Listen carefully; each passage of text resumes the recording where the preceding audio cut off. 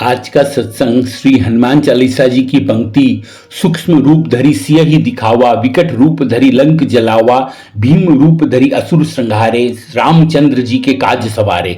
इसके ऊपर आज का सत्संग है। तो पहला अपने एक एक पंक्ति से चलते हैं। सूक्ष्म रूप धरी सियहि दिखावा, छोटा रूप धारण करके उन्होंने भगवती सीता माता को दिखाया। प्रभु श्री हनुमान जी अष्ट सिद्धियों के से संपन्न है, जिसमें सूक्ष्म आदि सूक्ष्म और अति विशाल रूप धारण करने की विशेष क्षमता उनमें है। तो उन्होंने सबसे पहले माता को अशोक वाटिका में कथा सुनाई। माता की आज्ञा हुई तो सूक्ष्म रूप में प्रकट हुए। बड़े रूप में प्रकट होते तो राक्षसियां जो आसपास थी वे आ जाती और वहीं युद्ध हो जाता और वे माता से बात नहीं कर पाते। इसलिए उन्होंने बड़ी समझदारी का काम लेकर सूक्ष्म रूप धारण किया। सूक्ष्म रूप से मां का विश्वास को जीता।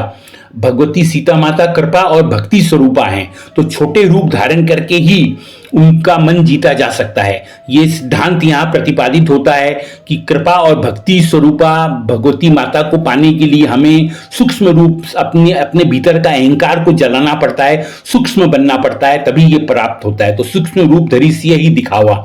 अब है विकट रूप धरी लंक जलावा। उन्होंने भयंकर रूप धारण करके लंका को जलाया। काम, क्रोध, मोह, मद, अहंकार, दंभ आदि भयावह और विकराल दुर्गुण से युक्त लंका थी और अपने विराट रूप से उसको जलाकर प्रभु श्री हनुमान जी ने भस्म कर दिया।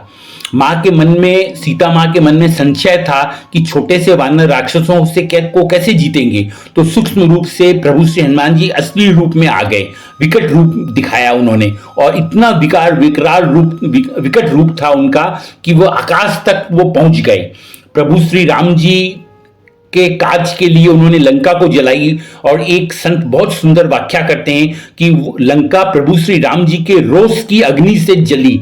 माध्यम हनुमान जी बने, मगर रोष जो था वो राम जी प्रभु का था। उसकी अग्नि से लंका को हनुमान जी प्रभु ने जला दिया।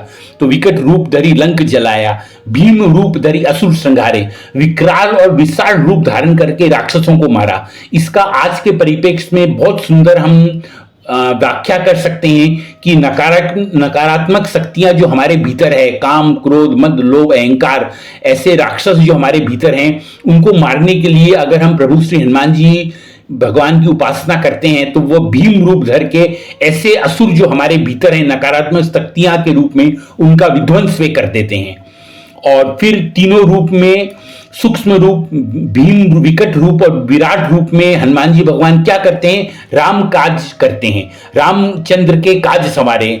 तीनों रूप लेकर जो अभी चर्चा आपने करे, सूक्ष्म रूप लेकर भी उन्होंने सीता मां से बातें करी, वार्ता करी, विकट रूप लेकर लंका को जलाया, भीम रूप लेकर असुरों को संहार किया। तो ये सब क्या था? ये सब राम काज था। राम काज के लिए रामचंद्र के काज सवारे। प्रभु श्री राम जी के उद्देश्यों और कार्यों को वे सफल करते हैं। प्रभु श्री हनुमान जी विविध प्रकार से प्रभु श्री राम जी के कार्यों को वे पूरा करते हैं। शास्त्रों पर टिप्पणी करते हुए संत कहते हैं कि प्रभु श्री हनुमान जी क्या हैं? वे प्रभु श्री राम जी की क्रिया शक्ति हैं। क्रिया करने की जो शक्ति है राम जी भगवान की, वो हनुमान जी हैं।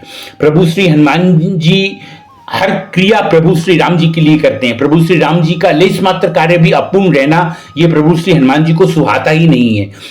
तभी श्री सुंदरकांड जी में वे कहते हैं, राम काज कीन्हे बिनु मोहि कहाँ विश्राम। श्री राम काज को करने में सदैव प्रभु श्री हनुमान जी क्रियाशील रहते हैं। और इसका एक अर्थ और भी हम अभी ले सकते हैं कि श्री राम जी के काज करने में तो वे क्रियाशील रहते ही हैं। श्री रामचंद्र जी के प्रियजनों यानी भक्तों का काज करने के लिए भी वे सदा तत्पर रहते हैं। तो राम भगवान के काज करते हैं, राम भगवान के भक्तों की काज करते हैं और सबका काज करते हुए वे राम भगवान को सबसे प्रिय हैं, राम भगवान के काज को संवारते हैं। तो ये आज का विश्लेषण है हनुमान चालीसा जी का। सूक्ष्म रूप धरी सियहि दिखावा, विकट रूप धरी लंक जलावा, भीम रूप धरी असुर संहारे, रामचंद्र जी के काज संवारे। अगली बार अगली 4 पंक्तियां लेकर फिर हम उपस्थित होंगे। जय श्री हरि।